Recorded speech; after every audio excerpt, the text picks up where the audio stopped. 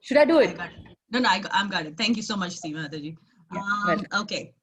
Next question. Again, raise of hands, please. What is the Bhagwan feature? What are the 6 opulences? Simi Mataji. You're unmuted. Simi Mataji. Yes, Mataji. Yeah. Huh? What's the Bhagwan feature? He's one who has dash 6 qualities. He has everything. What is that? What are those features? Define Bhagwan, Mataji. That's the 6 opulences, you mean? Okay. All the beauty, knowledge, riches.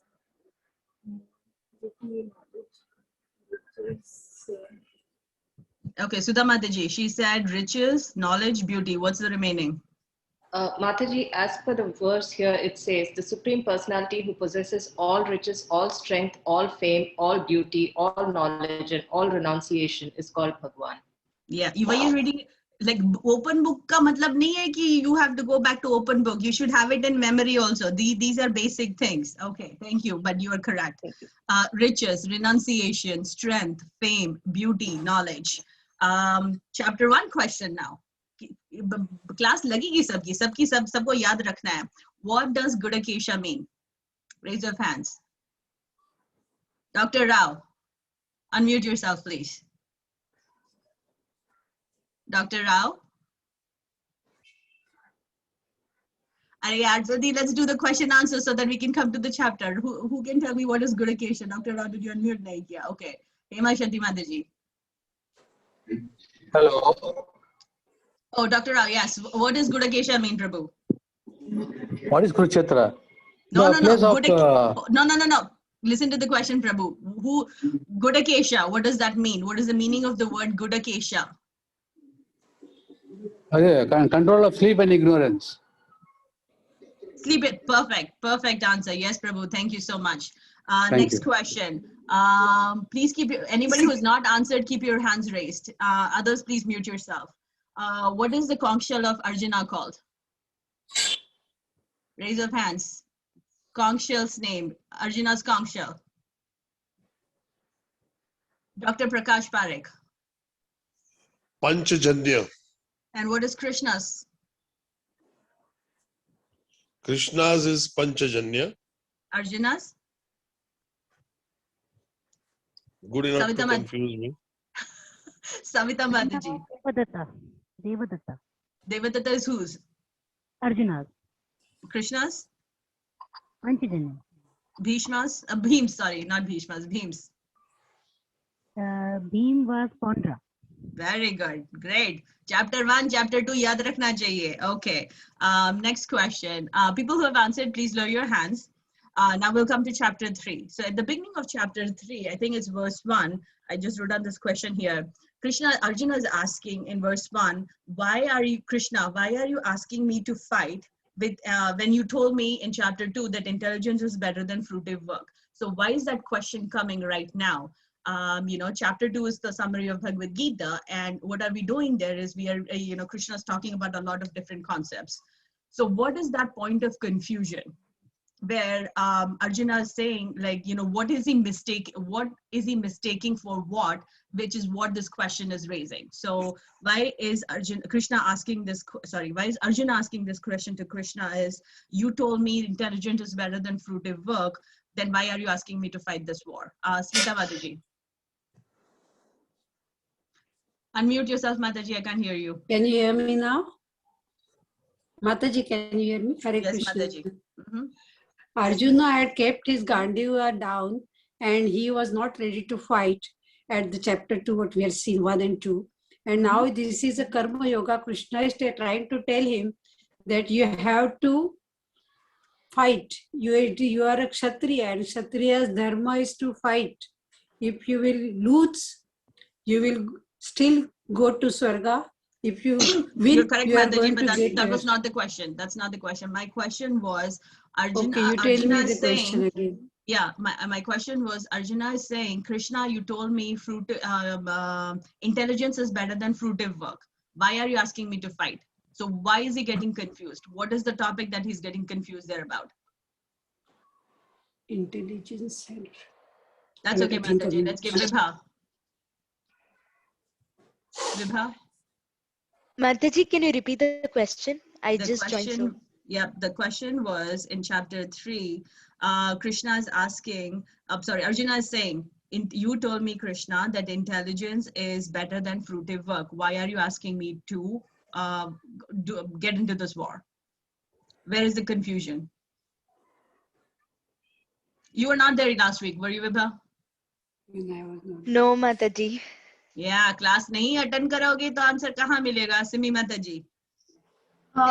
Mataji, because first Krishna tells him using Jnana Yoga that, that intelligence is not the body but the soul. So you are supposed to not fight. And then he tells him that you have to stand up and fight. So that is why Arjuna is bewildered. Using Buddhi and Bhakti Yoga and Jnana Yoga. So all the 3 yogas one is to have the realization of, intelligence of soul and not the body. But then your karma is to fight, so he's telling him to fight also. So that is why he's bewildered. Both are like, he's telling me not to fight and to fight. So that is why Arjuna is bewildered. That's what I feel. Because no personal feelings. Okay, all of you lower your hands. 1 second. Please all lower your hands. Honestly, who went back? We only read 8 verses, right? 3.1 to 3.8. Honestly speaking, kisi ko kuch nahi bolne wali hu. How many of you went back and read the purports? Raise your hands, please. Khushbu Mataji. Okay. 1 person in a class of 31 went back and read. Dr. Prakash. Okay. Savita Mataji. मेरे को ऐਵੇਂ नहीं चाहिए. अगर पढ़ा होता तो ये answer आ जाता. Man, why am I speaking in Hindi? डांट लगती है तो हिंदी निकलती है. Seema Mataji. Okay. So the reason why the confusion is Arjuna is mistaking Buddhi Yoga as intelligence. Versus Buddhi Yoga is nothing but Bhakti Yoga. That was the answer I was looking for, and it is mente, and it is said very clearly in the purport. So please go back and read. There is a reason why I keep tote ki tarah bolti rehti hu. You have to read once you take the classes. I'm not saying my classes are great. What I'm saying is you have to read the purport.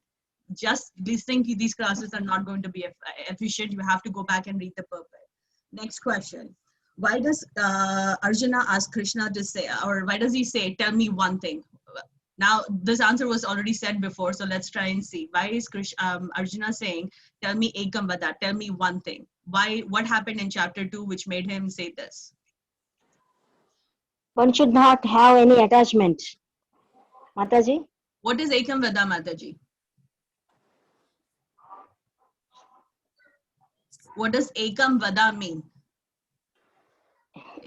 Padna padega, got to read. Ekam vada means what? Let's see if somebody else can answer it. Who can raise your hands, please?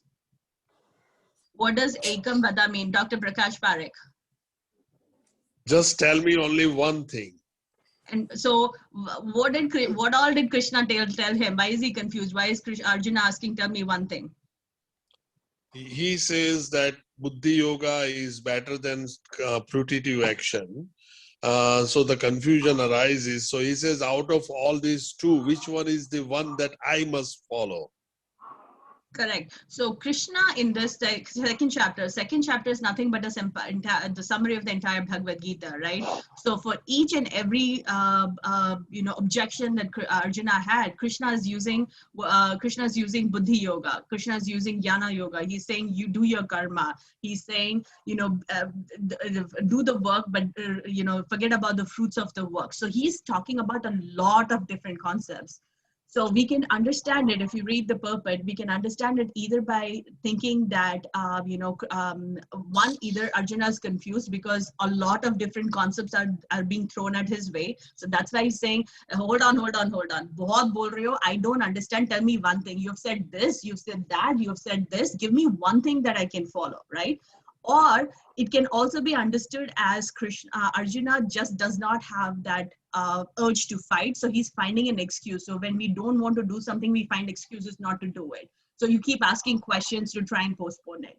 The other way also you can understand is because so many different concepts were said, Arjuna is asking questions on our behalf because it is something that was passed through generations. So these questions might come and being asked again. So he's posing these questions. You can interpret it in any different way. But the main reason on the purport is because a lot of different concepts are thrown in chapter 2. Jnana Yoga, Karma Kand, Karma Yoga, Buddhi Yoga. So he's confused. Like, you're telling so many different things. Why did Krishna say so many different things? Because he had 5 different points. I don't want, there's no enjoyment. So how did he counter it? He countered it by Karma Kand. Because all of these concepts are given, Arjuna is saying, hold your horses, please. Give me something and let me understand. Tell me one thing. Tell me one thing I can do and I will listen to you. That was the reason why he's saying, tell me Ekam Vada. Because chapter 2 has a lot of different concepts. Okay, so it's not about memorizing something. What we learn, we have to understand it. That's where you will be able to practically execute it. Chapter 3, one more question. Again, please, people who are not speaking, I would really appreciate, I don't want to force mute. We are all in advanced classes, so please mute yourself if you're not doing it, if you're not speaking. Raise of hands. What does the word mithyachara mean? Raise of hands, mithyachara. There are 31 people and only 5 people are participating. Savita Mataji, you've answered. Anybody who's not answered? Anjali Kulkarni. अरे यार आधे लोग सारे के सारे मेरे को देखते हैं. I don't see half of you people. At least answer na. Mataji, can I answer? You know Mataji. the answer. Hold on. Who? Khushbu Mataji. Pretender. Yes. Pretender. Yes. Okay, again, a very kind request. Please raise your hands and then we will answer. We will ask. We don't want to talk over each other. Next question. I think it's verse 4. Asakta. What does asakta mean? It's an open book. Please open it up and see. What does asakta mean? Raise your hands. Hey, Vibha, do you know the answer for this?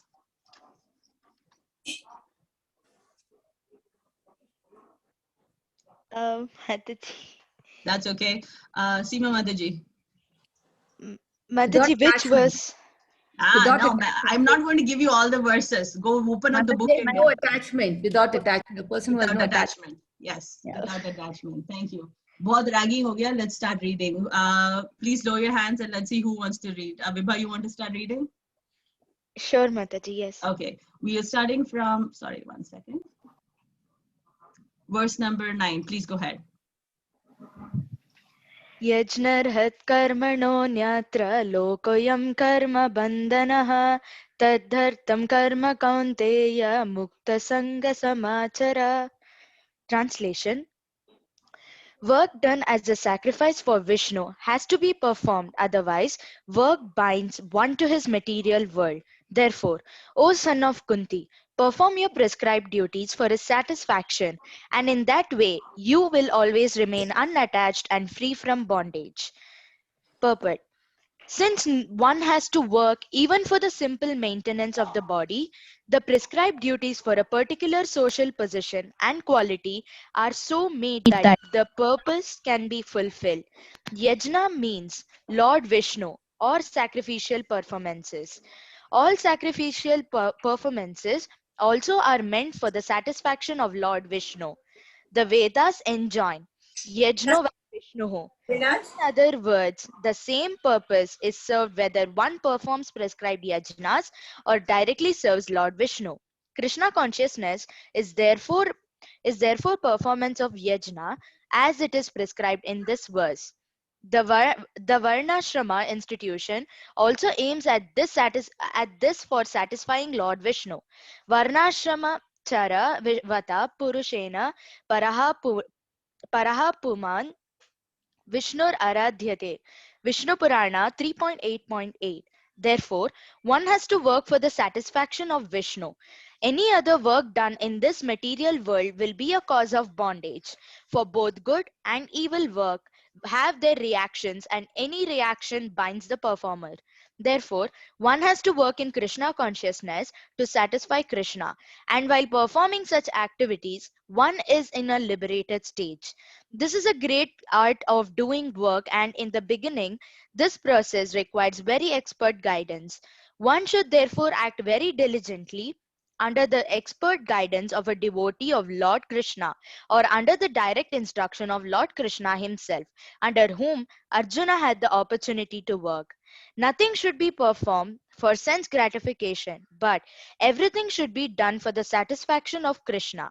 This practice will not only save one from the reaction of work, but will also gradually elevate one to transcendental loving service of the Lord, which alone can raise one to the kingdom of God. Thank you, Vibha. So in this particular verse, we are talking about the work done as a sacrifice for Vishnu has to be performed.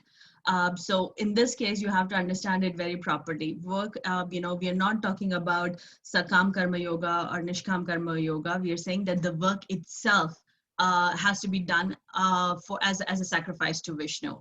Otherwise, work binds one to the material world.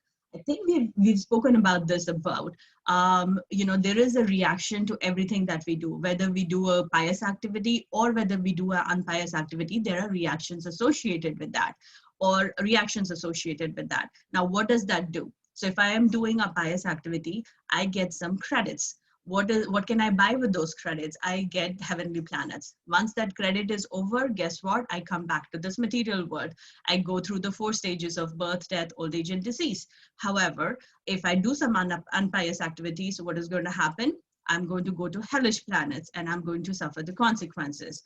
Once that punishment is over, I come back here. The goal here is to carve a path where we go back to Krishna. And how do we do that? We do activities which do not have a reaction associated with that. So that is what it is meaning by saying that any work done as a sacrifice to Vishnu, if it is not done as a sacrifice to Vishnu, it will bind us to this material world because of the reactions that are taking place. Yagna means, it's another word for Lord Vishnu or sacrificial performances. Yagna vai Vishnu, in other words, anything that is done, all these activities that are done has to be done as a sacrifice to Vishnu. Only then we don't get any reactions associated with that. The same point, if you see here, is saying that whether you do a good or evil work, it will have reactions, and the reactions bind the performer, which makes us come back to the material world. And our goal is to not come back to this material world, but to go back to Goloka. And how do we do that?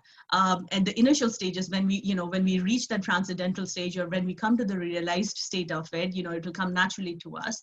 But in the beginning, how do we execute it? What are the things that we do? It are things that, I'm a firm believer of the faith, saying that do what you can do right now. I think Seema Mataji was there in the class today, not to, be disrespectful for anyone. I had a very interesting question. The question was from the devotee was, how big is, he started with first asking, what is the size of the soul? And he answered it saying it was 1/10,000th part of the tip of the hair. Manikacha, somebody's reading, very good, I was very happy. And then he comes back and says, well, what is the size of Goluka? Like, how many souls can fit in it? Maine kaha, yaar, is this a material world where we are going to give a contract to saying, acha, building bana do, wahan pe jaake we'll go back and have the souls? Do we have, do souls wear clothes? What kind of food do they eat? Maine kaha, why are these questions being asked? Like, because people, I don't know, with my limited understanding is like, believe Krishna will take care of it. First, let's go back to him now. Let's work on what we can do right now, rather than worrying about if Krishna has enough space or not. So, because everybody wants to just go back, think about what will happen in the future, but nobody is working on doing what you have to do right now. So the initial stages, when we are beginning this process of trying to be Krishna consciousness, we need expert guidance that can be given by our spiritual master, that can be given by the guru in your heart, which is Lord Krishna himself. What do? Do small things. Read the scriptures. Try and execute it in your personal life. How do you practically do it? All of you are pretty much doing it. Chant, read the scriptures, try to understand it, try to execute it in your workforce, and then do what you can right now in your own small way. We all offer prasadams. That's a small step towards it. The housewives in here, you do, you offer the food as prasadam, and hopefully over the course of the time, the family members also join you if they have not already joined you in, trying to become Krishna consciousness, because there's nothing like the entire family trying to go back to Krishna, because you need that. So at the end of the day, the main concept that is being said here is we all should do activities. And the activity itself should be done as a yagna, but till that particular stage comes, we have to slowly graduate towards it. One of the questions, if I may ask here, is can anybody, and only if you know the answer, please raise your hand. What's the difference between, what is yoga? What's the definition of yoga? Let's start there. Define yoga for me, please. Raise your hands. Umakandan Mataji. Connection. Yoga means connection. Connection to where? Connection to Lord Krishna. Lord Krishna. Okay, thank you. So, and what is Karma Yoga? What is, Jigna Mataji, did you want to answer? No, I just wanted to answer about yoga, not Karma Yoga. Karma Yoga may be probably whatever deeds you do. And that's what I feel. That, so karma is activity. Karma is activity and yoga is connected. Doing an activity which connects us to Lord, right? Okay, so the next questions, people who have raised hands, please lower it. What is the difference between Sakam Karma and Nishkam Karma? I need definitions, not I think this. I don't want I think. I want to know if you know the definition of this. So let's see. Bimla Mataji, Hare Krishna, unmute yourself, please. Bimla Mataji, you can unmute yourself. Hi, Hare Krishna. Hare Krishna. Hare Krishna. I mean, you want to know the definition between Satgun and Nirgun, isn't it? No, my question was, what's the difference between Sakam Karma Yoga and Nishkam Karma Yoga? Okay, the Sakam Karma Yoga is a higher, we have got two types of Karma Yoga, Niskam and Sakam Karma Yoga. And the Niskam one is the higher one, where whatever you do, you offer to Krishna Bhagwan. And Sakam is you do it, but you still got attachment to it. And the fruits of action, you keep quite a lot of it to you. And you only give a part of it to Krishna. Okay, let me ask one more person. Vibha. Mataji, can you hear me? Yeah. Mataji, actually, Sakam Karma means act selfishly.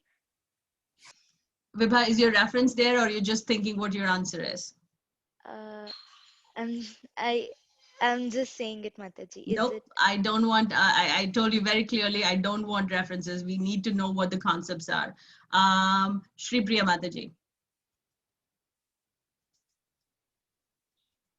Hare Krishna Mataji. Hare Krishna. Sakam Karma Yoga is doing an activity and not attaching to Krishna and expecting fruit for it. Nishkam Karma Yoga is doing an activity and not expecting any fruit out of it and attaching to Krishna. Repeat that again, Mataji. Sakam Karma Yoga is doing an activity, expecting the fruit for it and not relating to Krishna, or relating to Krishna, sorry. I'm confused. Yep. Okay. That's fine. Okay. That's okay, Mataji. We'll get it. Let's see. Prakash Prabhu, you've answered it. Mataji, you've answered it. Other people, I would really like if you can participate. Anybody that has not spoken before. It's the same 5 or 6 people. Let's see. Mataji, can I speak? Go ahead, Mataji. Yeah, work done keeping fruit in mind is Sakam Karma. And work done without expecting any fruit, and work done for the Krishna Bhagwan, for the Vishnu. It's a Nishkam. Okay, so you're all correct. Please all lower your hands. I'm going to just mute everybody here. Okay, so our concepts are clear. We just, and Bimla Mataji got it very close to the point. So to any understanding that you have, try and keep it simple. We're not looking for exact definitions, but you need to understand it. So when Krishna talks about, in chapter 2 or beginning of chapter 3, which is better, renunciation is better or working is better, Krishna says they're both good, but working is much more better than that. So a person who does not work or who's just sitting idle is sometimes compared to a Dvipada Padu, meaning like a 2-legged animal. So it is better compared to that, it is better to be doing an activity through karma kand, meaning I want to do an activity and I want to enjoy the fruit of the activity and not giving anything away. That is karma kand. I do an activity and I enjoy the fruit of the activity. What is the next higher level to that? That is called karma yoga, meaning I do an activity, but I'm trying in my own effort to try and connect to Krishna. I'm still doing the activity. In Karma Yoga, there are two types. One is Sakam Karma Yoga and one is Nishkam Karma Yoga. In Sakam Karma Yoga, I am doing an activity. I am attached to the fruit of the activity. However, I donate a portion of that. I'm donating it to Krishna. Okay, so Sakam Karma is I'm doing an activity. I still want to get the fruits of the activity, but I'm giving a portion of that fruits of the activity to Krishna. Nishkam Karma Yoga is I am still attached to the activity that I do. I'm still attached to the activity that I'm doing, but I'm giving all the fruits of the activity to Krishna.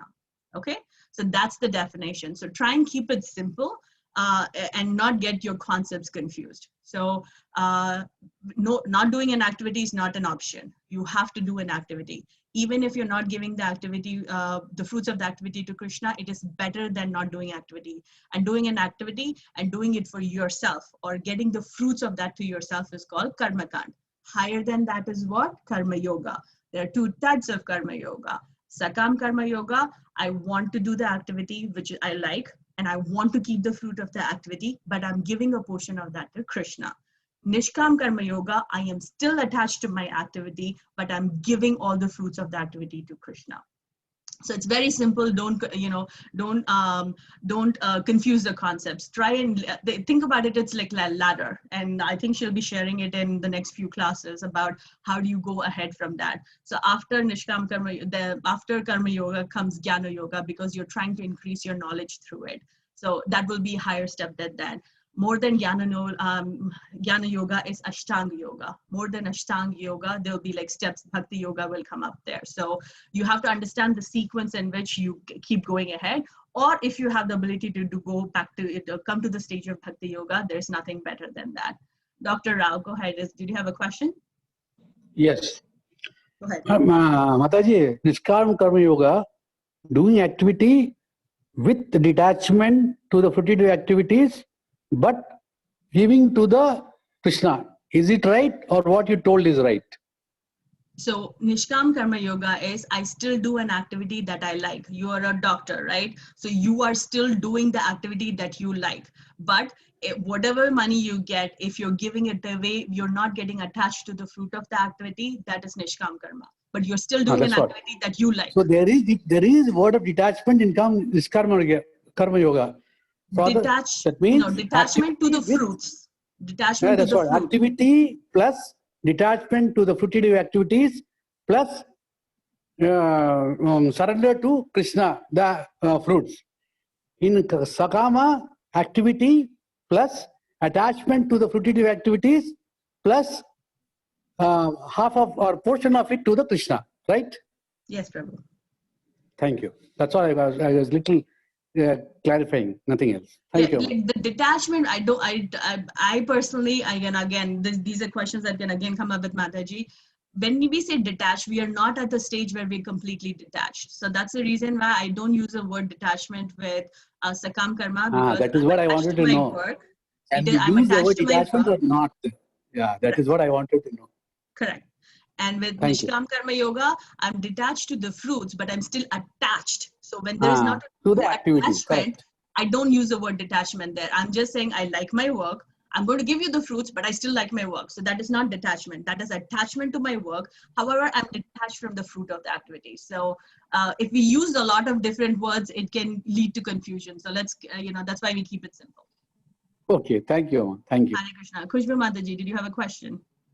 Yes, Mataji. Mataji, just the first line of the explanation, the translation, work done as a sacrifice for Vishnu has to be performed. Mataji, what is the work done as a sacrifice? That is my question. Any work that is done. Vishnu, basically, I'm trying to remember the exact words. Vishnu looked at material nature just from his eyes. He looked at material nature. Let me mute them, hold on. Krishna looked at the material nature and all the living activities were created, right? And he said, go, because we all wanted to enjoy, he said, here, this is a universe, go enjoy there.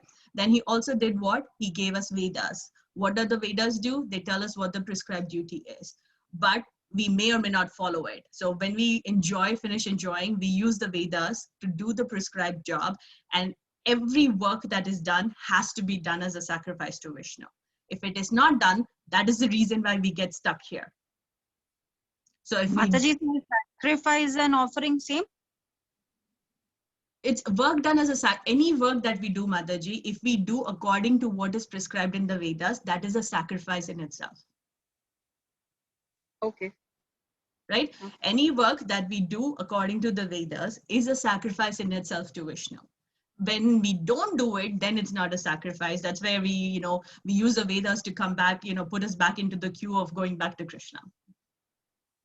Okay. So don't use the word, don't think about the word sacrifice as just like an offering or something. Our actual work should be done in such a way that it becomes a sacrifice to Krishna. And how do we do that? Is doing our activities which are prescribed in the Vedas. Okay. Okay, Mataji. Hare Krishna. Okay, so let's, is there any questions in this particular verse or can we move ahead? Umakandan Mataji, would you like to read? Yes, Mataji, I would like to read. Sure, give me a second. Any questions? Seema Mataji, if you can help. I just don't know how to use chat and all that stuff together.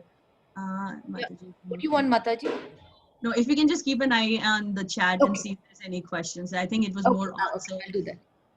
Jigna Mataji, you said something about, can you please give example? What was the example? What example was this about, Mataji? Jigna Mataji, did you have a question on this verse?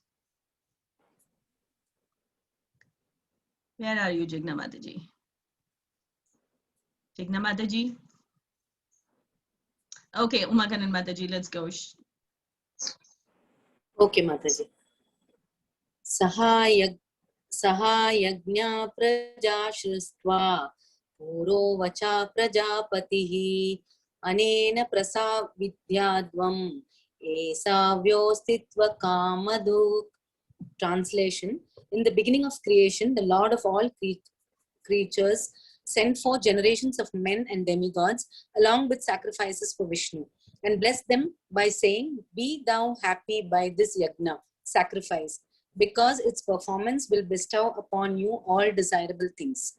Purport. The material creation by the Lord of creatures, Vishnu, is a chance offered to the conditioned souls to come back home, back to Godhead. All living entities within the material creation are conditioned by material nature because of their forgetfulness of their relationship to Krishna, the Supreme Personality of Godhead. The Vedic principles are to help us understand this eternal relation as it is stated in the Bhagavad Gita. Vedaischa sarvais aham eva vedyaha. The Lord says that the purpose of the Vedas is to understand Him. In the Vedic hymns, it is said, Patim Vishwasyat Atmeshwaram. Therefore, the Lord of the living entities is the Supreme Personality of Godhead, Vishnu. In the Srimad Bhagavatam also, Srila Sukadeva Goswami describes the Lord as Pati in so many ways. Sriya Patir Yajna Pati Prajapati. Dhyam Patir Lokapatir Dharapati. Patir Gatish Chandaka Vrishni Satvatam. Prasidatam me Bhagwan Satam Pati. The Prajapati is Lord Vishnu, and he is the Lord of all living creatures, all worlds and all beauties, and the protector of everyone. The Lord created this material world for the conditioned souls to learn how to perform yajnas, sacrifice for the satisfaction of Vishnu, so that while in the material world, they can live very comfortably without anxiety.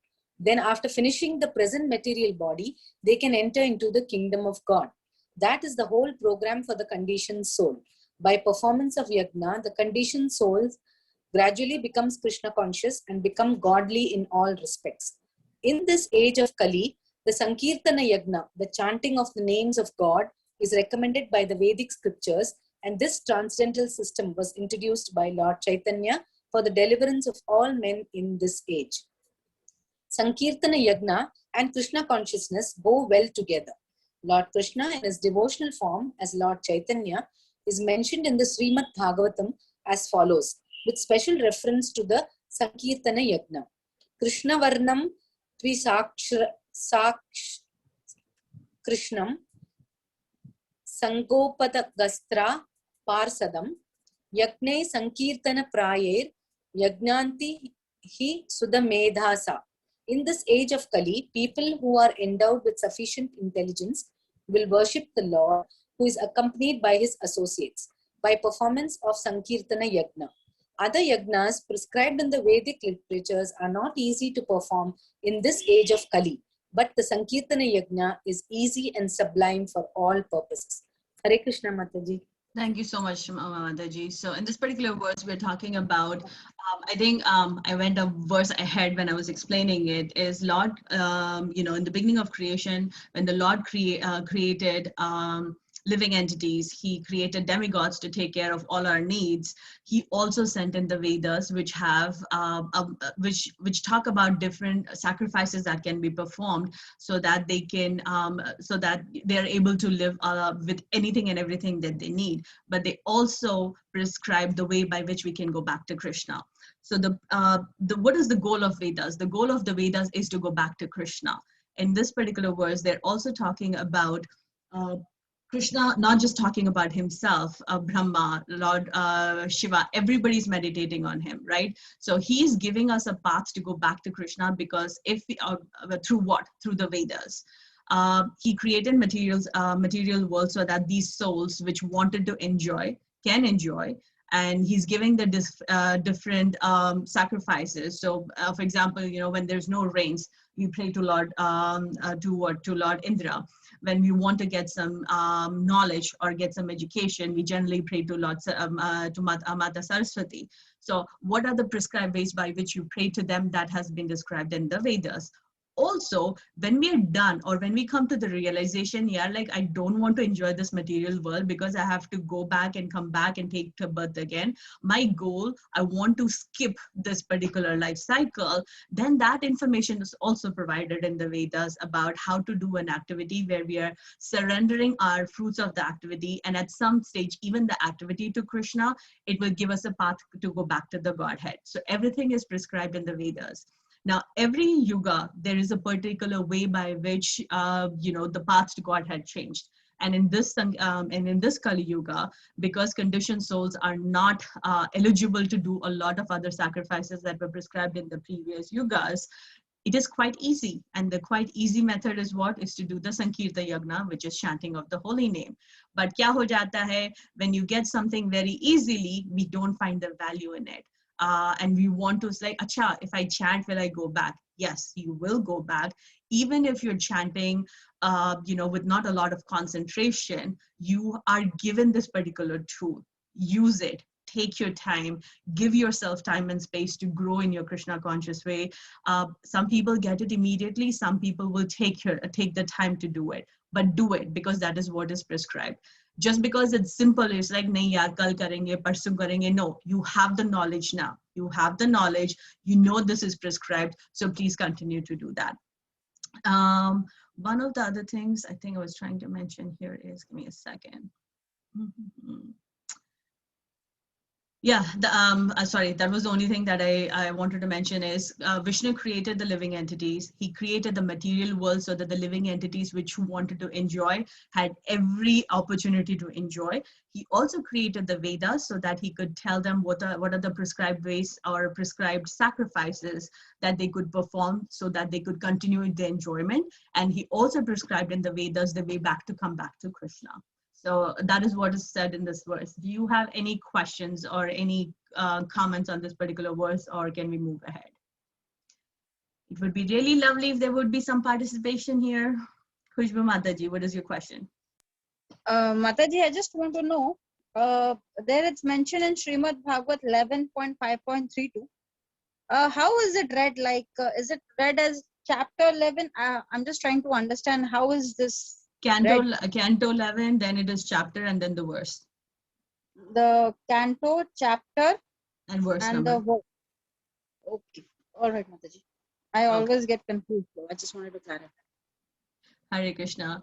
Any questions? Anything that you guys would like to chime in?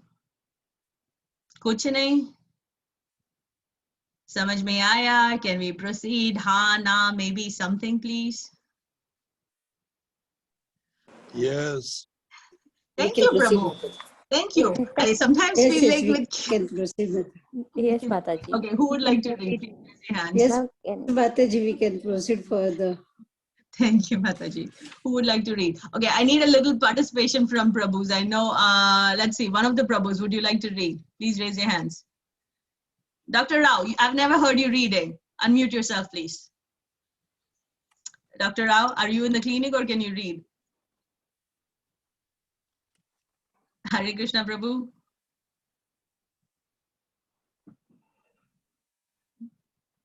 Okay, please be ready. You will be reading the next one. Sneha Joshi Mataji, please go ahead.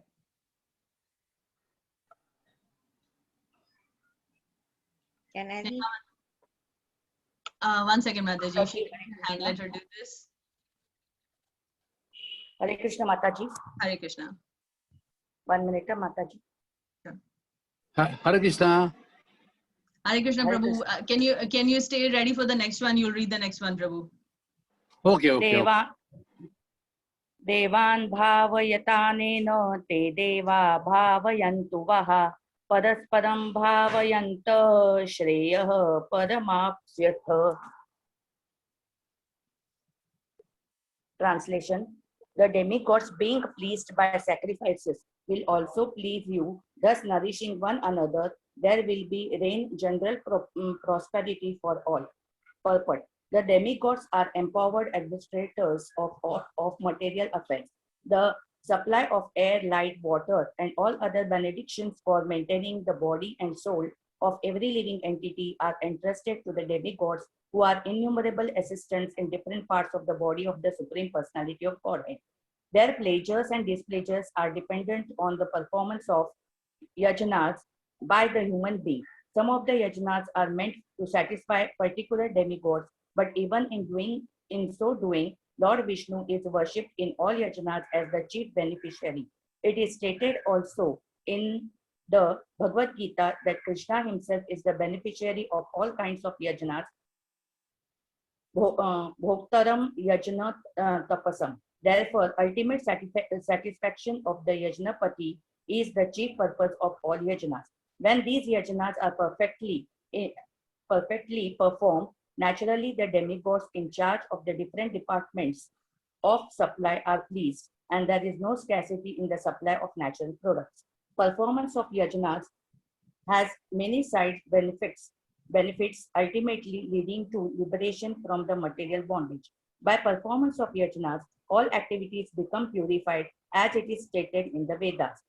Dhara Shuddhau Sattva Shuddhi Sattva Sudhau Dhruva Smrita Smriti Lambe Sarva Grantham Vipra Moksha. As it will be explained in the following verse, by performance of yajna, one's eatables become sanctified, and by eating sanctified foodstuffs, one's very existence becomes purified. By the purification of existence, finer tissues in the memory become sanctified, and when memory is sanctified, one can think of the path of the liberation, and all these combined together lead to Krishna consciousness, the great necessity of present day society. Thank you, Mataji. Thank you, Hare Krishna Mataji. Beautifully read. You chant very beautifully. So in this particular verse, we're talking about, who are demigods. Demigods are kind of, if Krishna is a CEO of the company, they're all managing directors, which are handled, who are given different departments to handle. Demigods are empowered administrators of this material affairs. They are responsible for certain activities that, certain departments like rain, education, whatever you name it, each department is handled by a particular demigod.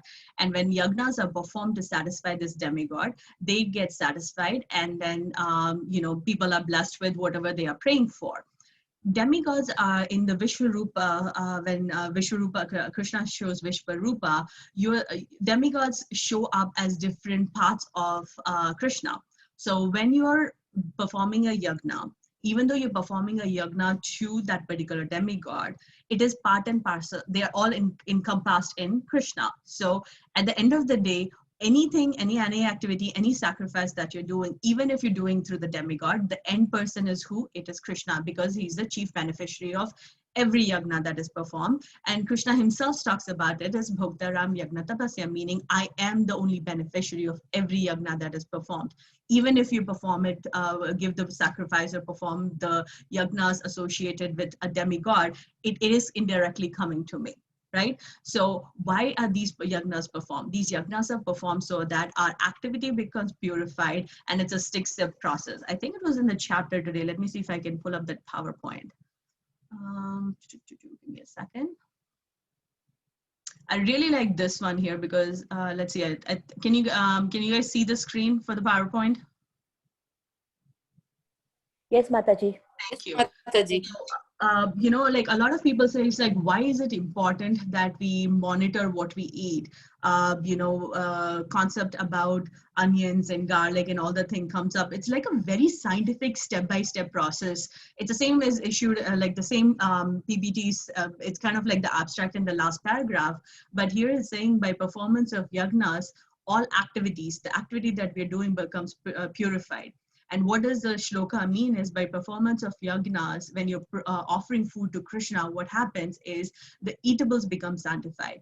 By eating those sanctified food, our existence becomes purified. So there is a logic to what they're doing. When you're eating as a prasadam versus eating as a food, that doesn't purify you. Versus if you eat that food as a prasadam, it does purify your existence. And it is not just a logic, but there is scientific reasons to it. And I'll cover it in the back for a second.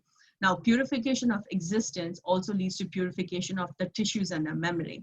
When the memory becomes sanctified, we start thinking about how to do more activities which help us lead towards Krishna. And it is a step-by-step process. So the logic, and I could be inaccurate in saying that, but Mataji was explaining that scientifically it is proven that, you know, the memory tissues or the cells that are in our brain are similar to the cells that are in our intestines, because when we are eating the food, it's a similar thing. So there is a logic, scientifically it has been proven that what you eat also has a huge relevance on how much you retain in you know, older age, whether you have problems like Alzheimer's and stuff like that. What food you eat has a huge relevance to it. And if you eat the food as an offering to Krishna, it is a step-by-step process. They're saying, you know, the food becomes sanctified. If we eat the food, our existence becomes sanctified. When our existence has become sanctified or purified, our tissues in our memory become purified. And when the tissues are purified, we constantly are in some kind of a devotional service to Krishna. So that will that will take us back to Krishna. So this actually, the entire last paragraph that you're seeing here was what she had put it in a PPT presentation for today's class. So at the end of the day, sacrifice to Krishna has to be performed, and you don't have to go all aboard and do something like completely out of the blue. Do simple things. How do you do it? Just eating Krishna prasadam. This is a very simple logic that has been saying is like why eating food as a prasadam has such a huge relevance. You might not see it today, you might not see it tomorrow, but there is a huge value in eating food which has been given to us as a Krishna prasadam. Any questions on this one here? Nisha Mataji, you're unmuted. Yes, Mataji. Yeah, what was your... Yes, Mataji. Yeah, Mataji, Hare Krishna. My question over here is that when we are performing the yagnas, how frequently we should do that, as in, you know, how many times we are supposed to do the yagnas. So on the normal basis, we don't perform the yagnas. Mataji, your voice is very low. So if I'm hearing the question correctly, are you outside or can you talk a little bit closer to your mic? Okay. Mataji, now you can hear me? Yeah. A bit. Yeah. Frequently, we are supposed to perform the yagnas. Is it mandatory once, at least once, or quarterly or something, or how? Times it should. As any just date we have followed. Mataji, why don't you fix your audio? Let me take Nisha Mataji's question and I'll come back. Just check it. I can barely hear you. Anybody? Okay, Nisha Mataji. Yeah, Nisha Yes, Mataji. I'll put it on chat. I'll put it on chat. No, I'll go put ahead, it on Mataji. chat. It's okay. You Yeah. can go ahead. I think your question was, tell me if I'm right or wrong. How many times are you supposed to do the yagna? Is that what your question was? Yes.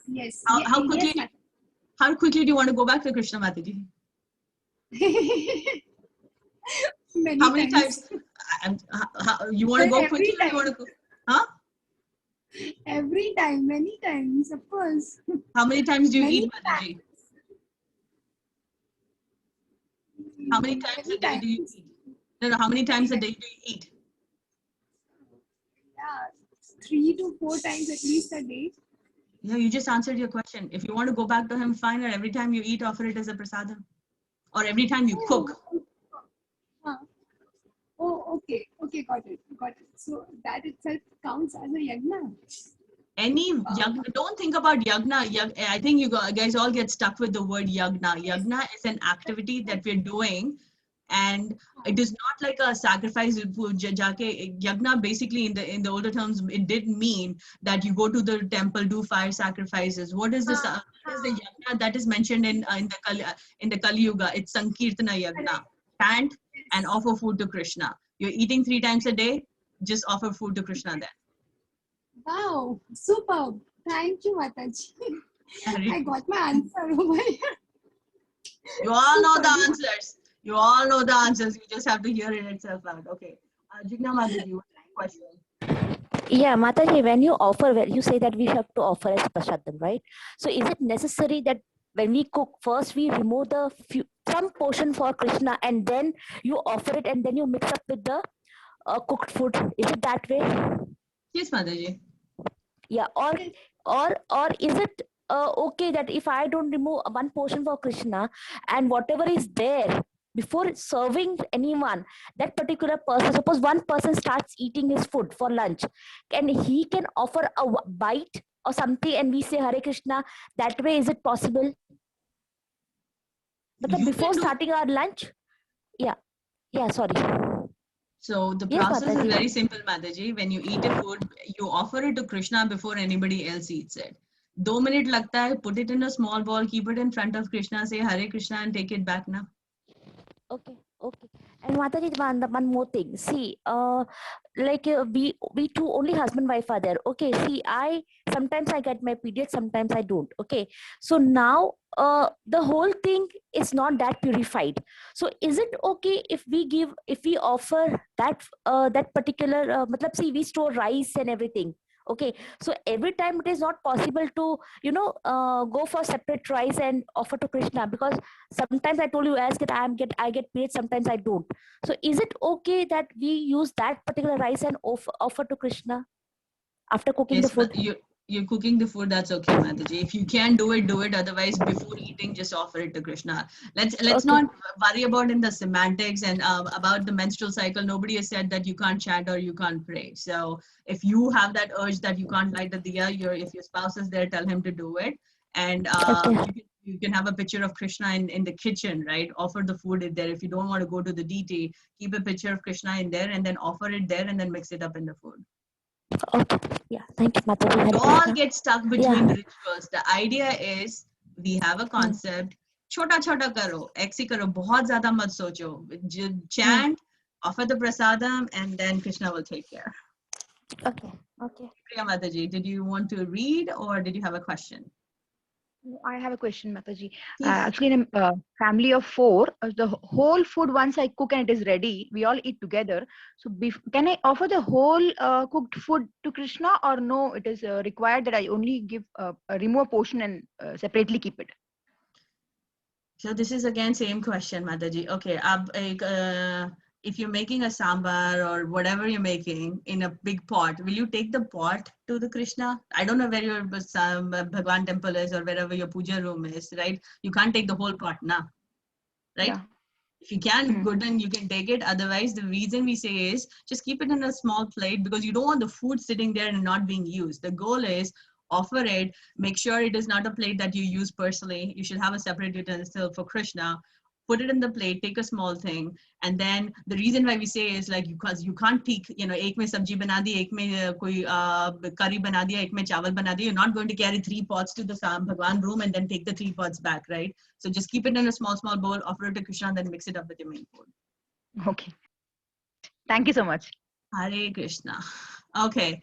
Dr. Rao, unmute yourself. You're going to, unless, is there any, Umakanan Mataji, did you have a question? No, Mataji, I wanted to read, that's why I had raised my hand. You already read na, Mataji, or no? Yeah. That time I had raised my hand. Sorry, Mataji. Oh, no, sorry. Okay, Doctor, where is Doctor? Go ahead, Prabhu. Yes, Mataji. Mataji, just one question. Oh, yes, Mataji. My question is, when we cook for Krishna, can we taste that food, you know, while cooking? Or Nope. No. So that means you need to be perfect, like you should know like what you are cooking and all those things. Mataji, Krishna just offer the food. Namak ye kam hai, wo kam hai. Don't overthink it. If you're cooking with a pure desire, I'm pretty sure you cook beautifully. So get into the habit. It is a habit that, you know, you have because like you want to do it perfectly. Cook with the Shraddha and everything will be fine. And if it is upar niche, Krishna will forgive you. Dr. Raghavendra Rao, please read the next one. Okay, Mataji. Ishthan bhogan hi o deva dasyante yajna bhavita tair dattan aprada yabhyo yo bhungte stena evasa. Translation. In charge of the various necessities of life, the demigods, being satisfied by the performance of yajna, sacrifice, supply all necessities to man. But he who enjoys these gifts without offering them to the demigods in return is certainly a thief. Purport. The demigods are authorized supplying agents on behalf of the Supreme Personality of Godhead, Vishnu. Therefore, they must be satisfied by the performance of prescribed yajnas. In the Vedas, there are different kinds of yajnas prescribed for different kinds of demigods, but all are ultimately offered to the Supreme Personality of Godhead. For one who cannot understand what the Personality of Godhead is, sacrifice to the demigods is recommended. According to the different material qualities of the person concerned, different types of yajnas are recommended in the Vedas. Worship of different demigods is also on the same basis, namely according to different qualities. For example, the meat eaters are recommended to worship the goddess Kali, the ghastly form of material nature, and before the goddess, the sacrifice of animals is recommended. But for those who are in the mode of goodness, the transcendental worship of Vishnu is recommended. But ultimately, all yajnas are meant for gradual promotion to the transcendental position. For ordinary men, at least 5 yajnas known as Pancha Mahayajna are necessary.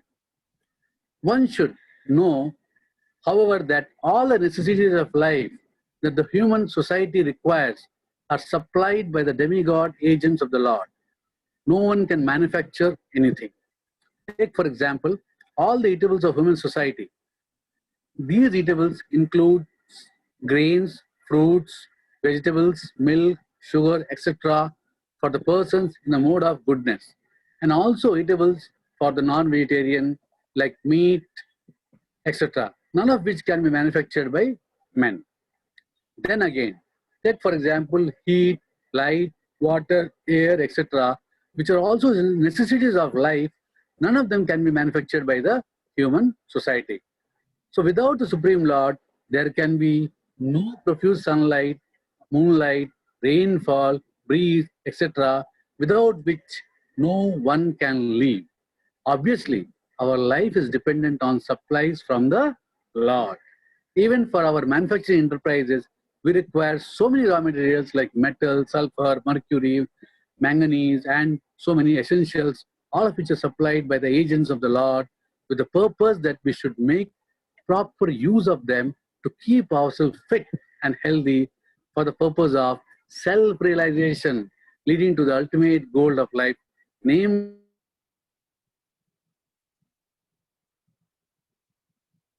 Only liberation from the material struggle is attained by performance of yajna.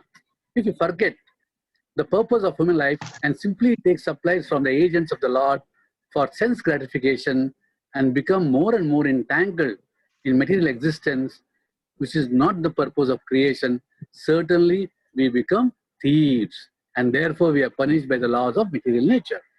A society of thieves can never be happy because they have no aim in life. The gross materialistic thieves have no ultimate goal of life. They are simply directed to sense gratification, nor do they have knowledge of how to perform yajnas. Lord Chaitanya, however, inaugurated the easiest performance of yajna, namely the Sankirtana yajna, which can be performed by anyone in the world who accept the principles of Krishna consciousness. Thank you so much, Prabhu. Thank you so much for reading. You chant a lot better than I do, but so I always like to, it's like, it's like I should one of these days master that technique, but thank you so much. So in this particular translation is being said is, Krishna created the material world for us so that we can come back and enjoy. And he created demigods who would be able to help us get any kind of enjoyment that we want if we're performing the yagnas. Now, based upon the yagnas, we get certain items. But if we enjoy the activities without offering them back to the demigods as a offering, then we are thieves because we are getting something from someone. We are not thankful because we are not offering it to it. So we get to enjoy the perks, but we have to offer it right back to the demigods or to Krishna. The reason you can either do the sacrifices or the offerings directly to Krishna or to the demigods, it will end up, even if you do it to the demigods, it will end up reaching to Krishna. And based upon different material, our varna and ashrama, based upon our quality, yagnas are also described differently.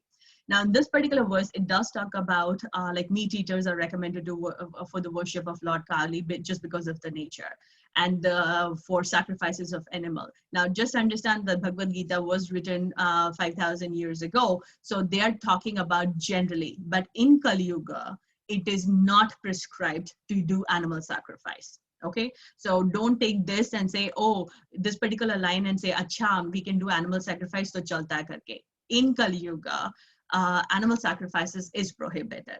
So what is the purpose of doing these yagnas is to purify, just as we read in the previous verse, is to purify our existence so that we are doing what we are doing because we all have a certain innate ability to do certain things.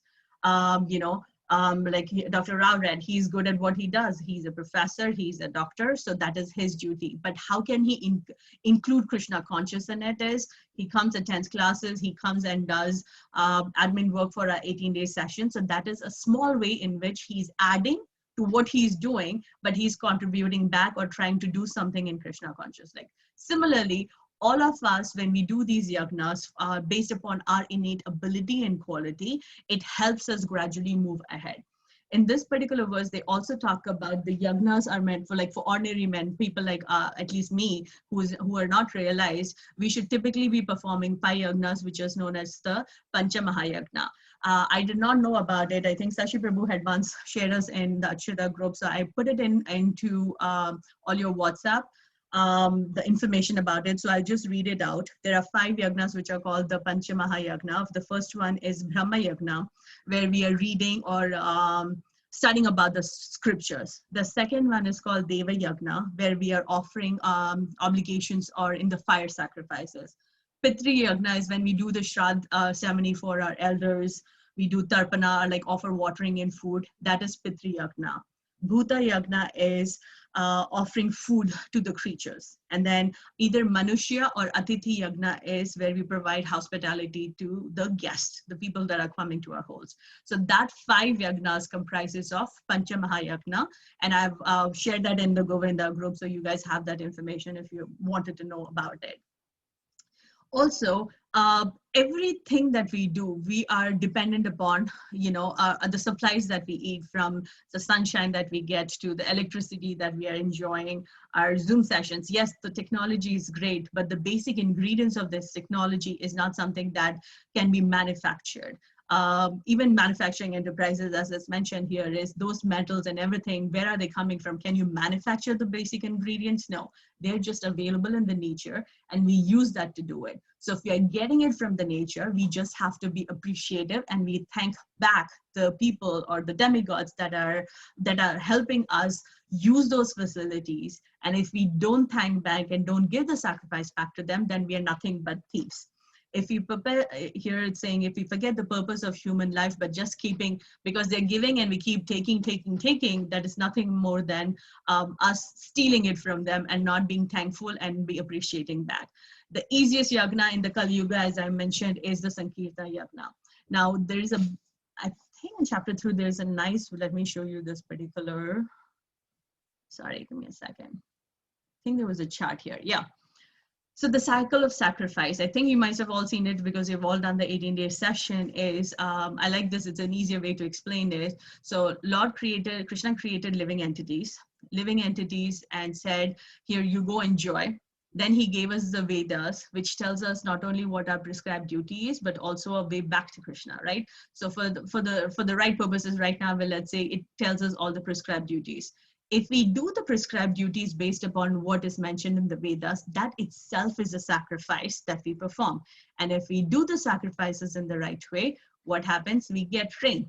If from rain, we get grain. And from grain, we do what we have to do, because all living entities, whether you are a vegetarian, whether you're non-vegetarian, at the end of the day, it has to be, for example, even if you're a meat eater, the animals need food, right? Whether they need plants or other animals. Let's say, okay, a tiger doesn't eat vegetables, for example, but it eats an animal that needs a vegetable or a grain that is eating it. So at the end of the day, every living entity survives on grains. So now, since we have gotten all of this, that food that has been created from the grain, the living entities make a bhoga and they have to give it back to Krishna. If they do not, then this is called stealing. That is what this entire verse that we have read through is confirmed. So Krishna created living entities. He also created the Vedas, which tell us what the prescribed duty is. If we do the prescribed duties according to the Vedas, that itself isn't a sacrifice. When we do activities which are meant as a sacrifice, we get rain. From rain, we get grain. From grain, which every living entity is living on the grains, we get food, and that food has to be offered to Krishna as a prasadam. Otherwise, if we don't do that, then we are nothing but thieves. Let me go back to... Okay. Shri Priya Mataji, did you have a question? No, I wanted to read Mataji. Next verse. Sure. Let's pick up some questions. Swati Mataji, was there a question or would you like to read? I would like to read. Okay. Smita Mataji also reading. Let's please, any questions, please unmute yourself. Khushbu Mataji, was there a question? Yes, Mataji. Yeah. Mataji, can you give me a exact definition or kind of a meaning for Sankirtana Yagna? Chanting of the holy name is Sankirta Yagna, Mataji. So it is individual or it has to be group? I mean, like sitting in a group and chanting, or is it individual? So, I think you're confusing between Kirtan and that. No, Sankirta Yagna is nothing but it's like every yuga there is a way by which you read back to Krishna, right? In the Satyuga, what it was going into the jungle and performing meditation and stuff like that. So Sankirta Yagna is nothing but it is the chanting of the holy name. That is what it means. Okay, Mataji. You can chant it together, you can chant it with devotees, just the goal is chant. Okay. Okay. Hare Krishna. Is there any other questions? So understand the fact. Yeah. Okay. Sorry, did you have a question, Mataji, or did you say no? Yeah. Yes, I have a question. Okay, go ahead. I want to know those 5 yajnas. Can you repeat? You had talked about 5 yajnas. I want you to repeat it. Yep, I knew that was coming. Ye phone uthao, WhatsApp mein dekho, bhej diya hai. Okay, thank you, Mataji. I know. I know. So that is the reason why it has been sent. You guys can all look at it. What's anybody else who has a question? Mataji, what is the difference between Kirtan then? Kirtan and Sankirtan. Sankirtan is chanting. Kirtan is what? No, Mataji, Sankirta Yagna is just one word, which means chanting of the holy name. When we chant by ourselves, right? Like you take your thing, you can see my Feedback. Yeah, when you do with the beads and you're chanting yourself, that's called as a japa, sorry. And when you're in a group and chanting, it's the same Maha Mantra, right? But when you sing it in a group, in a temple, something like that, that is called a kirtan. Okay, group. When you're singing, like you've heard the kirtan, it does the same words, it's just sung in a sing-song voice when you're doing it in temple and all of them are singing. When you do it not in a sing-song voice, that's a japa. Typically japa is when you're doing it individually yourself. Hare Krishna, Mataji. Hare Krishna. No other questions? Okay, so I'm seeing certain new names that have never participated. So I will let Shri Priya Mataji read, and then I want to pick on some of the Prabhus. I am sorry, because we need participation. Prakash Parekh Prabhu, you always participate. GV Narsa Reddy. Can you unmute yourself, please? GV Narsa Reddy. Okay, ma'am. Hare Krishna. Okay, Okay, please be Mataji. ready. You're going to read the next one. Oh, where did my raised hands go? Who else had raised hands for reading? Okay, Smita Mataji, you read the next one, and then Prabhu, and then we'll come back to it. Please go ahead. Can I start, Mataji? Yes, Mataji. Can I read from the book? Yagya Shishtashinah Santo Muchyante Sarva. Sorry, who's reading? I can't. Sorry, who's this? We are here, Mataji. What's that? Shri Priya. Oh, Shri Priya. Okay, Smita Mataji will take up the next one. Is it okay if I let her finish? Yeah. Thank you. Please go ahead, Mataji. Bunjate te tvagam papa ye pacyanti atmakaranat. Translation: the devotees of the Lord are realized from all kinds of sins because they eat food which is offered first for sacrifice. Others who prepare food for personal enjoyment verily eat only sin. Purport: the devotees of Supreme Lord or the persons who are in Krishna consciousness are called Santas, and they are always in love with Lord. As it is described in Brahma Samhita, Premanjana Chuchirata Bhakti Vilochanena Santaha Sadaiva Hridayeshu Vilokayanti. The Santas being always in a compact of love with the Supreme Personality of Godhead, Govinda, the giver of all pleasures, or Mukunda, the giver of liberation, or Krishna, all attractive person, cannot accept anything without first offering it to the Supreme Person. Therefore, such devotees always perform yagyas in different modes of devotional service, such as Shravanam, Kirtanam, Smaranam, Archanam, etc. And these performances of yajnas keep them always aloof from all kinds of contamination of sinful association in the material world. Others who prepare food for self and sense gratification are not only thieves but are also the eaters of all kinds of sins. How can a person be happy if he is both a thief and sinful? It is not possible. Therefore, in order for people to become happy in all respects, they must be taught to perform the easy process of Sankirtana Yajna in full Krishna consciousness. Otherwise, there can be no peace or happiness in the world. Hare Krishna, Mataji. Thank you, Mataji. Thank you so much. You chant again very beautifully. So here, the previous word, what did we read? That if we take the offerings that are, everything that has been given to us and don't give it back, we are nothing but thieves. And here now they're saying is if we use those enjoyments that we are getting and we use it for our own personal sense enjoyment or for sense gratification, when we are not offering first the food to Krishna, what are we eating? We are eating nothing but sin. Here, the definition, I think you guys are stuck with me next week too, if I'm not wrong. So one of the questions is you have to understand, memorize or try and understand what does the word Santa mean. A person who is in constant consciousness of Krishna is called as Santa. They're also talking about the Santas, or a person being in conscious, always in different personalities of Krishna. For example, what does the word Govinda mean? Govinda is the name of Krishna, where he's a giver of all precious, or Mukunda, the giver of liberation. The homework that I want you guys to do is, here they're talking about the devotees perform yagnas or bhakti in different ways. I think, if my memory serves me right, there are 9 particular ways by which you can perform bhakti, and only some of them are mentioned here. Shravanam, Kirtanam, Smaranam, and Archanam. There are remaining, so what is that? 1, 2, 3, 4. So the homework for next week is come back and be prepared and tell me what are the 9 different ways.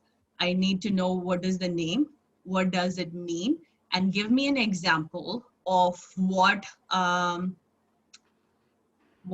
personality refers to it. For example, the first one is what Shravanam, which means hearing, or hearing about Krishna. So the example that perfect, yes. So don't leak out the answers, Mataji, right now. This is a homework. Sorry.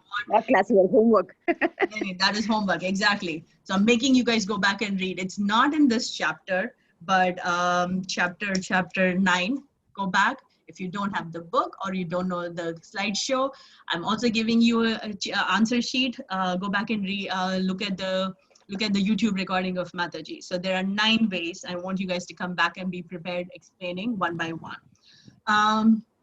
So basically what it is saying is, if we are eating the food, not offering to Krishna, using it for our own sense gratification, we are eating nothing but sin. And if we are a thief and we're performing sin, do you think we're going to be happy? No. So we should try and all to be in a stage where we are santas, where we get to the stage where we are constantly remembering Krishna. How do we get to the stage? Offer the food, chant. Simple hai, difficult nahi hai, but karna padega. We got to do it. That's the key. Swati Mataji, did you have a question or did you want to read? I want to read, Mataji. Let's give Prabhu some time, Mataji, right? We all read. So let's see if I have some time. If you can, as per your wish, Mataji. Arey, mera wish kya hai? Like, I just want more participation. Otherwise, it's the same people doing it. So at least people get involved. Reddy Prabhu, can you please read the next? Oh, before I go, any questions on this particular verse? I have a question, Mataji. Go ahead, Mataji. Sorry, first of all, I've been asking too many questions today. Arey, question pucho, that is how I know. Like I ask questions, you ask question right back. If I know the answer, I'll tell you. Otherwise, I'll find out. Go ahead. Okay, Mataji, and there is a line mentioned here: others who prepare food for self or sense gratification are not only thieves but are also eaters of all kinds of sin. Mataji, just a thought it came to my mind. Now I'm a devotee. I'm just saying, and I have a craving for certain food. I prepare it, but I offer Krishna. So does it come under a thief, or am I coming under? Am I performing a yagna? What do you think? I don't know, Mataji. I got confused with this line totally. So what does the line say, Mataji? One, no. Let her answer her own questions. I don't want anybody else. So we overthink. This is another example of overthinking. You say you like some particular kind of food. Is it vegetarian or non-vegetarian? Food for self. That's what it's written there. Who prepares food for self? Or sense gratification, gratification or self gratification. You have to think about, I only want to eat it for myself. I don't want to offer it to Krishna. That's the goal. That's what you mean by that line. So when you're preparing food, are you offering it to Krishna? Yes, Mataji. And you're eating as the prasadam? Yes, Mataji. So there's your answer. You're not a thief. You're not eating sin. You're offering it and then eating it. That's a prasadam. How can that be there? So don't get stuck with the like certain line. So here, others who prepare food for self, which means I'm preparing it for myself without offering to Krishna. Or I'm making it because I like it, but again, I'm not offering to Krishna. The key is not offering. Not whether you're preparing it because you like it, but because you're preparing it, as long as you're offering it and then eating it as a prasadam, you're fine. Okay. Okay, Mataji. Clarified. Thank you. Thank you. Bimla Mataji, you have a question? I was just thinking about the way Khushbu Mataji is saying about craving for food. Should we not be like in a stage not to crave for food? Mataji, we all realized, we are all talking about practice. We are not at that stage. So our goal is to be practically possible about what we can do. We might come to the stage where we don't have that yearning, but right now, what is the practical execution? Okay, I want to prepare something. My thought process is, okay, I'm preparing it, but I want to, yes, I like it. Overnight, you're not going to have that capability or ability to say, it's like, Are yaar, I want to make this for Krishna and then eat that prasadam. That will come with time. We're all students, we're all not realized souls, right? So at this time, what can I do? That is always my key point is, what can I do? I can chant. What can I do? I can read. What can I do? I can share what I know with, with devotees like you. That is what you can do. The ultimate goal is, yes, I will come to a stage where I don't have to thinking about Krishna, but till then, what do? I have to do it. So yeah, you might crave for a good halwa, but you're not there at that stage where you realize that you're like, nahi, craving nahi hona chahiye, because what Krishna himself tells is it is difficult to control the mind. You're controlling the mind because the mind can go in 10,000 different directions. But what are you doing? You're regulating your activities. And what is that regulation of activities is? Offer it, eat it as a prasadam. You will not have side effects. Okay, that's fine. I'm just thinking about cases like, when we travel in the plane, thing like that, how can we offer it, It's just in mind we can offer it? Yes, say that very simply, Mataji. Is like, there are a lot of, I don't know all the mantras, Mataji. Do what you can when you can. If it is not practically possible before eating anything, say Hare Krishna Maha Mantra and then eat it. That's what I think. Okay, thank you. Yeah, let's not overthink it too much. It's like, that is one and a far and few between exceptions. Krishna will, it's like, chalo, chalta, ek do din ki chutti de dete hain. What you can, yeah. Okay, thank you. Swati Mataji, the next was, but I think we might have time for one more if we can proceed. Should I start reading now? Mataji, please wait. And Mr. Narsab Reddy Prabhu is going to be reading. Prabhu, Okay, please madam. go ahead. Annat bhavanti bhutani parjanya danna sambhava yagnat bhavati parjanyo yagna karma samudbhava. All living bodies subsist on food grains which are produced from rain. Rains are produced by performance of yagna, that is sacrifice, and yagna is born of prescribed duties. Srila Baladeva Vidyabhushana, a great commentator on the Bhagavad Gita, writes as follows: Ye Indradi Anga Tayavastitam Yagnam Sarvaveswaram Visnam Bhyachaya Tachasam Asnanti Tena Taddeha Yantram Sampadayanti Te Santa Sarveswarasa Bhakta Sarva Kilvishir Anandi Kala Vivirrihar Atmanubhavam Pratibandhakar Nikhalaya Papar Vimuktisyante. The Supreme Lord, who is known as the Yagna Purusha, or the personal beneficiary of all sacrifices, is the master of all demigods who serve him as the different limbs of the body serve a whole. Demigods like Indra, Chandra, Varuna, etc. are appointed officers who manage material affairs, and the Vedas direct sacrifices to satisfy these demigods so that they may be pleased to supply air, light, and water sufficiently to produce food grains. When Lord Krishna is worshipped, the demigods who are different limbs of the Lord are also automatically worshipped. Therefore, there is no separate need to worship the demigods. For this reason, the devotees of the Lord who are in Krishna consciousness offer food to Krishna and then eat. The process which nourishes the bodies spiritually. By such action, not only are past sinful reactions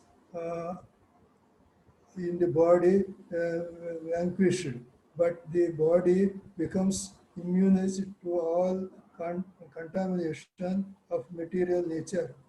When there is an epidemic disease, an antiseptic vaccine protects a person from the attack of such an epidemic. Similarly, food offered to Lord Vishnu and then taken by us makes us sufficiently resistant to material affection, and one who is accustomed to this practice is called devotee of the Lord.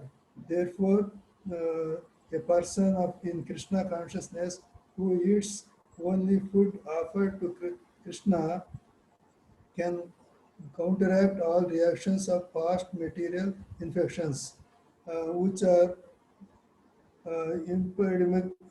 impediments to the progress of self-realization. On the other hand, one who does not do so continues to increase the volume of sinful action, and this prepares the next body to resemble hogs and dogs, to suffer these resultant reactions of the sins. The material world is full of contaminations, and one who is immunized by accepting prasadam of the Lord, that is food offered to Vishnu, is saved from the attack, whereas one who does not do so becomes subjected to contamination. Food grains or vegetables are factually eatables. The human being eats different kinds of food grains, vegetables, fruits, etc., and the animals eat the refuse of the food grains and vegetables, grass, plants, etc. Human beings who are accustomed to eating meat and flesh must also depend on the production of vegetation in order to eat the animals. Therefore, ultimately, we have to depend on the production of the field and not on the production of big factories. The field production is due to sufficient rain from the sky, and such rains are controlled by demigods like Indra, Sun, Moon, etc. And they are all servants of the Lord. The Lord can be satisfied by sacrifices. Therefore, one who cannot perform them will find himself in scarcity. That is the law of nature. Yajna sacrifice, specifically the Sankirtana Yajna prescribed for this is must therefore be performed to save us at least from scarcity of food supply. Thank you so much, Prabhu. I am sorry, I didn't realize this was a big verse, but thank you so much. You read very nice. Thank you so much for entertaining me, but thank you.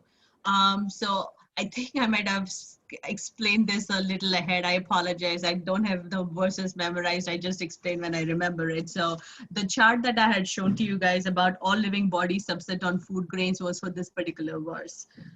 What they're saying is Lord Vishnu is the Yagna Purusha. He is the personal beneficiary. He says, you know, Bhakta Ram Yagna, like he's the person who receives all the, or he's the person who's the receiver of all yagnas. When we perform sacrifices for the demigods are compared to like the limbs of Krishna. So if you're performing a sacrifice to the demigod, it will end up being reaching to Krishna. So you can either perform sacrifices to the demigods like yours, or if you perform a sacrifice to Krishna, the demigods are all within him as his limbs. So they will get satisfied accordingly.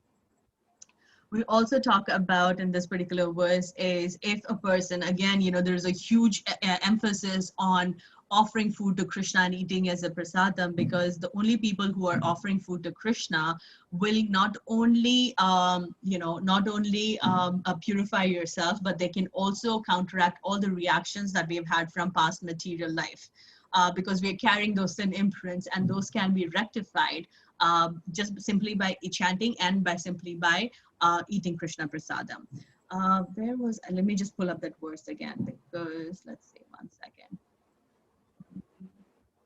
Because the subset of the food activity was this one, saying Lord is creating, Lord has created the material world. He's created the living entities. He's given the Vedas. When we perform duties according to the Vedas that are prescribed, that work itself is a sacrifice. And when we do sacrifices comes rain, from rain comes grain, from grain, when we're eating the food, we have to make sure that we're offering it as a prasadam. Otherwise, what we are eating is nothing but a sin. Again, coming back to the same point, like I think just in the 4 or 5 verses that we have read, how many times has it been repeated again that, Sankirta Yagna is the best Yagna for it? I think I personally remember reading it 2 or 3 times out there though. So please keep chanting and offer the sacrifices back to Krishna directly, or even if you're not used to doing it, do it to the demigods that you're doing it. Because I have repeated this multiple times in the class again too. I really like what Damana Mishra Prabhu says is, there's a line in Hindi which he says, Chodna nahi hai, jodna hai. If you're used to praying to a demigod like Lord Saraswati or Lord Lakshmi or Lord Ganesha or Lord Shiva, continue doing that, but add Krishna to it. Don't leave what you're doing, because that is something that you've been trained to do, but please add Krishna in the mix so that we, carve a path back there ourselves. Do you have any questions on this one? I see Bimla Mataji, your hand is raised. Did you have a question?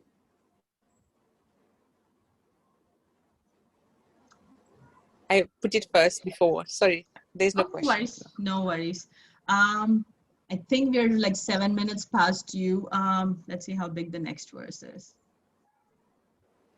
Yeah, it is a big verse. We'll stop here. We'll take up a few more questions. Swati Mataji and Smita Mataji, I'm sorry, we'll pick it up next time. You generally do read, right, Swati Mataji? I know. No, Mataji. You don't read? Last I had read. Last time you didn't read? So next time you will be the first person to read. Okay, thank you, Mataji. Hare Krishna. Any questions in the verses that we have covered so far? Khushbu Mataji. Mataji, I have a question in text 4. In text, which one? 4. Okay. Keep reading, Mataji, while I go there. What's your question? Mataji, there's in the text 4, in the purport, there is Swa Alpam Apya Asya Dharmasya Tratte Mahato Bhayat. Mataji, what does this mean? What was this one here? Well, on the second last. After that, Buddhi Yoga in a bracket, and then there is Swalpam Apya Asya Dharmasya. So on the other hand, if someone takes the transcendental service of the Lord, even without discharging his prescribed duties, whenever he may be able to prescribe, accepted by the Lord. On the other hand, if someone takes it even without deciding it. So a person who comes to the realization where he is not the body with your soul and he's in the transcendental stage, at that particular stage, he does not have to do the prescribed duties. Remember, the prescribed duties are duties that are prescribed in the Vedas for us to reach to back Krishna. So if we are coming up to that realized stage, even the realized person doesn't have to do the prescribed duties. It's called, sorry. Let me read it again. Without purification of the heart, sannyasa is a disturbance to social order. On the other hand, if someone takes up to transcendental service of the Lord, so what we're saying is, like, you know, people who are taking up sannyas saying, oh, I have too much trouble in my household, chhod chhad ke main sannyas le raha hu. A lot of people say it, like, you know, it's like, main ho gaya, main bhi ja raha hu. That's a common dialogue you will hear in a lot of households, right? But that is, that sannyas is not correct, because what you're doing is you're simply going to be a nuisance in society, because yes, you might want to go out there, but is your mind going to be there? This example that I think I might have shared before is, what is Arjuna doing? What is Arjuna? Arjuna is a Kshatriya. What does he need to do? He needs to have that innate ability in him. He has to rule, he has to take care, he has to protect, right? That is his ability. But what is he saying is like, no, it is difficult. I don't want to kill my parents, or sorry, I don't want to kill my relatives. I don't want to kill my siblings. I don't want to kill my teacher. So I'm going to go and take sannyas. Let them enjoy. That was his reasoning, right? But Krishna is saying, na, ruk jao. That is not what you're going to do, because you might say, I'm going to do there. What are you going to do with your mind? Your mind is not, you are not at that stage yet where you want to give up something. So artificial sannyas is not good. On the other hand, a person who might not be, you know, might not be that elevated as Krishna was, but he is in transcendental service of the Lord. He's in transcendental service of the Lord, doing bhakti yoga. Buddhi yoga, here you have to read it as bhakti yoga. If they are in that particular stage, Krishna accepts them, because he is at a way better stage compared to maybe even Arjuna, who wanted to skip his prescribed duty, and he wanted to avoid doing that and take sannyas. Now the actual definition of swalpam api dharmasya mahatobhavena sambhava. So even a slight performance of such principle, meaning any performance that we do in devotional service enables us to, even if we start small, it'll help us overcome difficulties. Smita Mataji, you or anybody else who knows the exact translation of that word? Yes, swalpa is small. And small, even if you do a small dharma, that is whatever you want to offer or whatever you do in a small scale, God is happy. Or you will overcome your difficulties. Swarpam apyasya dharmasya trayate. Trayate is he will save you. So that's the definition, Mataji. The last line that you're seeing, even the slightest performance of such principle, meaning what is that principle, is a slightest effort in our behalf, on our behalf of doing a devotional service will help us overcome great difficulties. Okay. Okay, Mataji. Thank you so much. Okay, Hare Krishna. Give me a second. Any other questions? I can see the chat now. 9 form of bhaktis. Jigna Mataji. Nothing in the chat, Mataji. Oh, nothing in the chat. Yeah. So homework. How much did we cover? I'll check with the recording. Please try and read what we have read, and let's read up to verse 325. I won't ask questions from what we have not covered, but please read. Again, read. And we'll pick up some questions. And the other homework was the 9 ways of bhakti. I need the name, I need the definition, and I need an example of what Mataji has shared in the 18-day sessions. I'll stick around. Is there any other questions? I think I can stop recording here.